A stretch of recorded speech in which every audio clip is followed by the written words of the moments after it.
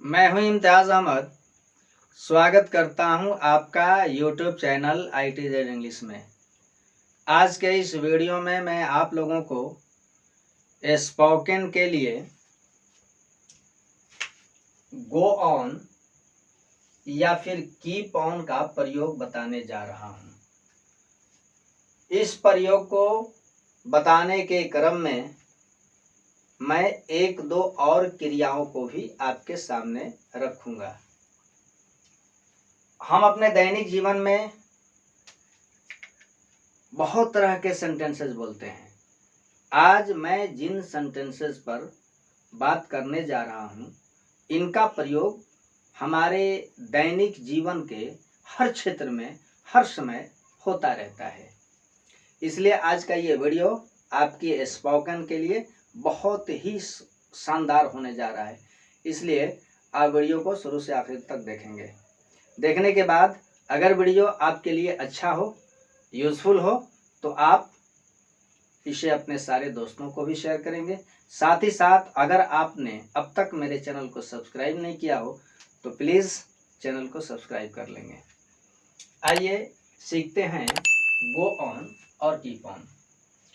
ये गो ऑन और keep on ये दोनों क्रियाएं फ्रेजल वर्ब हैं। फ्रेजल वर्ब का मतलब ऐसी क्रिया जो फ्रेज के रूप में बनी हो। ठीक है। गो ऑन और कीप ऑन का मतलब होता है शाब्दिक अर्थ टू कंटिन्यू। टू कंटिन्यू मतलब कोई एक एक्शन अगर कंटिन्यू है तो उसके लिए हम गो ऑन और कीप ऑन का प्रयोग करते हैं। ठीक है। लेकिन इतना से कॉन्सेप्ट जो है स्पष्ट नहीं हुआ। कहा गया कि अगर एक्शन कंटिन्यू है तो फिर गो ऑन और कीप ऑन का प्रयोग होता है, लेकिन कब होता है यहां हमें पता करना है। अब आइए उसको समझने के लिए मैं एक बेसिक सेंटेंस रखता हूं प्रेजेंट इंडेफिनिट टेंस से। वह खेलता है। ठीक है। वह खेलता है। अब खेलता है क्रिया क्या बतला रही है? Repetition in action. वह खेलता है मतलब बार बार खेलता है, और बार बार खेलने की वजह से खेलना जो क्रिया है ये सब्जेक्ट की फितरत है, उसकी हॉबी है, या फिर कह लीजिए उसका नेचर है। अगर क्रिया से आदत या स्वभाव, हॉबी, नेचर है ना बताना होता है तो हम हिंदी क्रिया की रचना धातु प्लस ता है, ती है, ते हैं से करते हैं, जिसका अनुवाद V1 या V5 से होता है। वह खेलता है, हम बनाएंगे इसको ही प्लेस। ठीक है। अब आइए हम गो ऑन और कीप ऑन पर बात करते हैं। ठीक है। इसका मैंने स्ट्रक्चर रख दिया है। स्ट्रक्चर बनेगा subject, go on, keep on और जेरंड आएगा।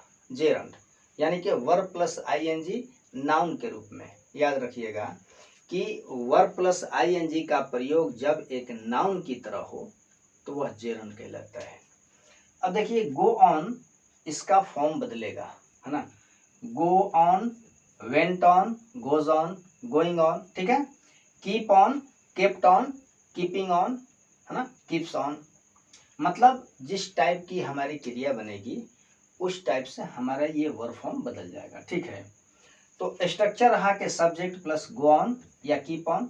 इसके बाद यहाँ ध्यान रखने वाली चीज है कि जेरंड होगा। अब रही बात कि हम गो ऑन का प्रयोग करेंगे कब, मुद्दा तो यही है। आप एक सेंटेंस देखिए, एनालिसिस किया जाए। मैंने रखा है कि वह खेलता रहता है। वह खेलता रहता है। इसके पहले आपने बनाया वह खेलता है। नीचे मैंने रखा है कि वह खेलता रहता है। ठीक है। आपने वह खेलता है का बना लिया कि वह ही प्लेस। अब नीचे है कि वह खेलता रहता है। अब आप खेलता रहता है इसका एनालिसिस कीजिए। मेन वर्ब तो खेलना है, रहना। अब रहना के लिए तो यहां लीव तो होगा नहीं। मतलब क्या हुआ कि यहां मतलब है खेलना से, लेकिन आपने हिंदी क्रिया की जो रचना की है उस रचना के अंदर रहना शब्द का प्रयोग हुआ है ना, जहां रहना का मतलब लिव नहीं है। तो मैंने टाइम और टेंस के वीडियोज में आपको बताया है कि क्रिया के बदलते हुए विभिन्न रूपों के अध्ययन को टेंस कहते हैं। यहाँ भी एक टेंस बना है जिसकी रचना खेलना प्लस रहना को साथ में रख करके किया गया है। अब ये रहना यूज करने का उद्देश्य क्या है समझिए। वह खेलता रहता है, इसका मतलब कि अधिकांश खेलता है और पढ़ता कम है। यही बतलाना है इस क्रिया से कि सब्जेक्ट जो है एक विशेष क्रिया को अधिक करता है और उस क्रिया की तुलना में दूसरी क्रिया कम करता है, लेकिन खेलना अधिक करता है, पढ़ना कम करता है। मतलब हुआ कि खेलना क्रिया का रिपीटेशन बार बार होता है, यानी कि क्रिया को कंटिन्यू किया जाता है, अगेन एंड अगेन किया जाता है। अगर ऐसा मतलब हो कि क्रिया आदत के अनुसार बार बार रिपीट की जाती हो, दोहराई जाती हो, तो फिर वैसी क्रिया के लिए गो ऑन या फिर कीप ऑन का प्रयोग किया जाता है। ये दोनों क्रियाएं मेन वर्ब बनती हैं और मेन वर्ब जो होती है आपकी, वह आपकी जेरन बन जाती है। वह कैसे बनाएंगे, बना लेंगे ही गोज ऑन, या हम रख सकते हैं कीप्स ऑन। खेलना का प्ले होता है और प्ले का जेरन बनेगा प्लेइंग। वह खेलता रहता है, he goes on playing, he keeps on laughing. ठीक है। अब अगर हो जाए कि वह खेलता रहा तो ही वेंट ऑन प्लेइंग या ही केप्ट ऑन प्लेइंग।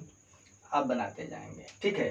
तो ये क्रिया ये दर्शा रही है कि खेलना अधिक दोहराया जाता है, पढ़ना कम किया जाता है। अब आगे वाले सेंटेंस में देखिए, मैंने इस तीसरे कॉम्बिनेशन में कहा है कि वह खेलता ही रहता है। इसका मतलब हुआ कि खेलना क्रिया की तुलना में पढ़ना क्रिया न के बराबर, सारा समय बस खेलना ही खेलना, पढ़ना न के बराबर। ठीक है। ऐसा तो यहाँ नहीं है, वह खेलता रहता है। स्पष्ट है कि खेलना अधिक है, पढ़ना कम है, लेकिन पढ़ना है, यहाँ तो पढ़ना है ही नहीं, वह खेलता ही रहता है, मतलब खाली खेलता है, पढ़ता जरा भी नहीं है। तो जब ये हो जाए कि क्रिया अधिक से अधिक हो रही हो और उस क्रिया की तुलना में दूसरी क्रिया न के बराबर हो, तो वैसी क्रिया के लिए नथिंग बट का प्रयोग डू डज क्रिया के साथ में किया जाता है। अब हम इसको बनाएंगे कैसे कि he does nothing but play. आप ध्यान से देखो कि गो ऑन और कीप ऑन के साथ क्रिया जो है जेरंड बन रही है, लेकिन डू या डज नथिंग बट इसके बाद क्रिया आपकी बेयर इन्फिनिटिव बन रही है। हालांकि देखिए दोनों क्रियाओं में रिपीटेशन है। यहाँ खेलना जो है दोहराया जाता है, लेकिन कम दोहराया जाता है ना। और इसके साथ वाली जो क्रिया है जैसे कि पढ़ना, वो कम किया जाता है, लेकिन किया जाता है, तब ना वह खेलता रहता है। अधिकांश खेलता है, पढ़ता कम है, लेकिन पढ़ता है। वह खेलता ही रहता है। अब यहाँ खेलना की तुलना में पढ़ना जो है न के बराबर या फिर हो ही नहीं, तब ऐसी कंडीशन में हम क्या लेंगे, नथिंग बट लेंगे। कब लेंगे, जब क्रिया एक तरफा हो, खेलना की तुलना में पढ़ना न के बराबर हो जाए, तो हम इस स्ट्रक्चर को यूज करेंगे। अब आप इस तरह के सेंटेंसेस बोलिए कि वह बोलता रहता है, तो ही गोज ऑन स्पीकिंग। मैं पढ़ाता रहता हूँ, आई गो ऑन या फिर आई कीप ऑन टीचिंग। मैं गाड़ी की प्रतीक्षा करता रहा, ठीक है, I went on, I kept on waiting for the train. इस तरह से आप अपने स्पोकन स्किल को मजबूत कर सकते हो। मुझे यकीन है, भरोसा है कि ये कॉन्सेप्ट आपकी समझ में आ गया होगा।